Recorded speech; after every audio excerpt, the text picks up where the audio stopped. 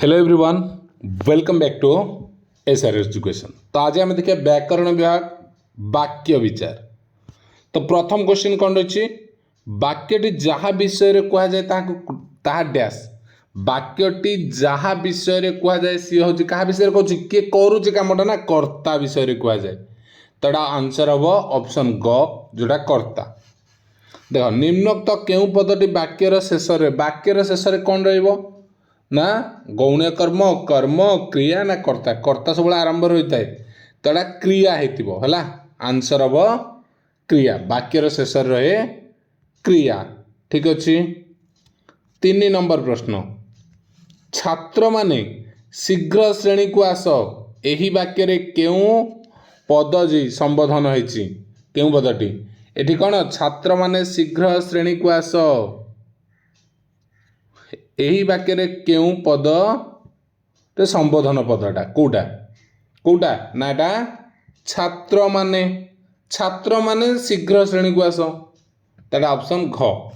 4 number भंगा चौकीटी बारंडारे पड़ी यही वाक्य विशेषण पद किए भंगा चौकीटी बारंडारे पड़ी विशेषण पद किए हम ना विशेषण पद हूँ किए चौकी तो नुहे बारंडा भी नुहे। तो आउ कौन अच्छे ऑप्शन देखा भंगा विशेषण पद चौकी विषय अधिका वर्णना करुच्ची ना तो यहाँ भंगा चौकी। ठीक अच्छे भंगा। 5 नंबर वाक्य रे पद गुड़िकर संबंध को कौन कह जाए यहाँ भेरी इंपोर्टेंट वाक्य रे पद गुड़िकर संबंध को कौन कह जाए ना योग्यता कह जाए पद गुड़िकर संबंध को योग्यता कह जाए।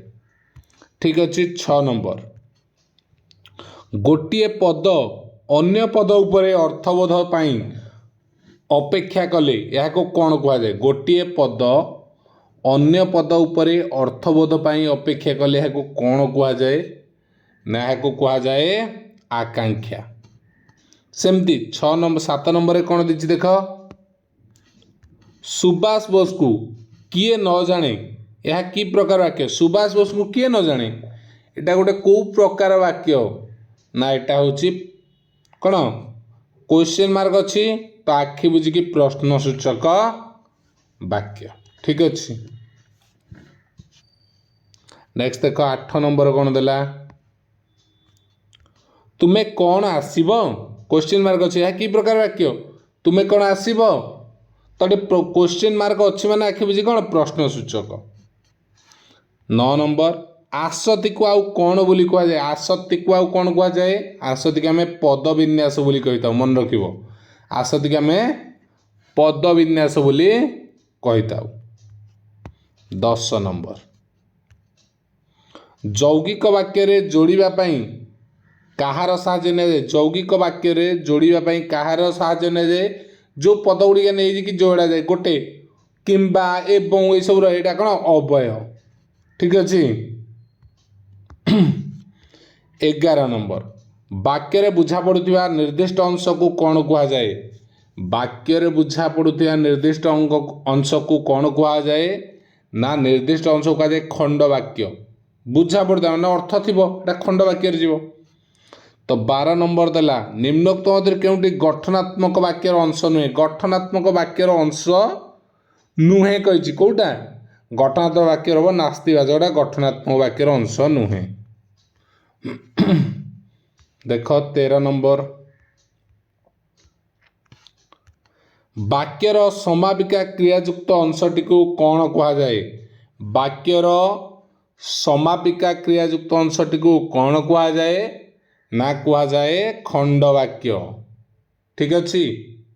सेमी जदि आम देखिए आउ गोटे देख आज्ञा टिके साहाय्य करंतु यह कि प्रकार वाक्य एठी कौन प्रश्नसूचक अच्छी कि ना एठी कौन हम ना यहाँ अनुरोध कला आज्ञा टिके साहाय्य करंतु तुम जो कह अनुरोध सूचक है तो यहाँ हम ऑप्शन ग अनुरोध सूचक।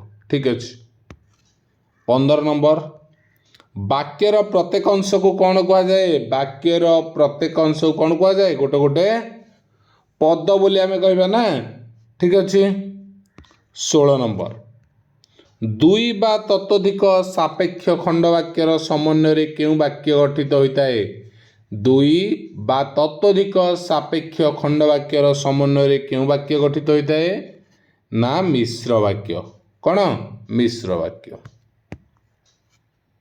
17 ନମ୍ବର, ରାମଚନ୍ଦ୍ର ପିତୃସତ୍ୟ ପାଳି ବନବାସ ଗଲେ, ଏହା କି ପ୍ରକାର ବାକ୍ୟ? ଏଠି ପ୍ରଶ୍ନସୂଚକ ନାହିଁ। ରାମଚନ୍ଦ୍ର ପିତୃସତ୍ୟ ପାଳିକି ବନବାସ ଗଲେ, ଏଇଟା ବିବୃତ୍ତି ସୂଚକ ଆସିଲା। ଠିକ ଅଛି। 18 ନମ୍ବର, ଫଳ ବିକୁଥିବା ଲୋକଟି ଖାଇବାକୁ ଗଲା, ଏହାକୁ ସଂକ୍ଷେପରେ କ'ଣ ହେବ?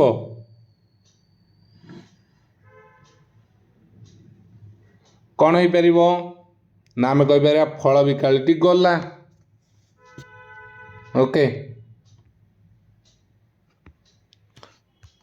ଯେକୌଣସି ବାକ୍ୟର ସମନ୍ୱିତ ରୂପକୁ କ'ଣ କୁହାଯାଏ? ଯେକୌଣସି ବାକ୍ୟର ସମନ୍ୱିତ ରୂପକୁ କ'ଣ କୁହାଯାଏ?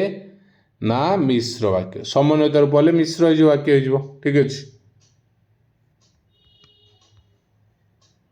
20 ନମ୍ବର ପ୍ରଶ୍ନ, ଯାହା କରିବା ଉଚିତ ତାହା କର, ଏହା ଉକ୍ତିକୁ ସଂକ୍ଷେପରେ କହିଲେ? ଯାହା କରିବା ଉଚିତ ସେଇଟା କରିବ ମାନେ ଏଟା କ'ଣ? କର୍ତ୍ତବ୍ୟ କର। ଓକେ। ଯାହା କରିବା ଉଚିତ କର, ଏ ଉକ୍ତିକୁ ସଂକ୍ଷେପରେ କହିଲେ କର୍ତ୍ତବ୍ୟ କର। ଠିକ ଅଛି। ତ ଏତିକି ଥିଲା ଆମର ଫାର୍ଷ୍ଟ ଚାପ୍ଟର। ତ ଦେଖିବା ନେକ୍ସଟ ଚାପ୍ଟର ପୁଣି ଆଉ ଗୋଟେ ଭିଡ଼ିଓରେ। Okay, thank you.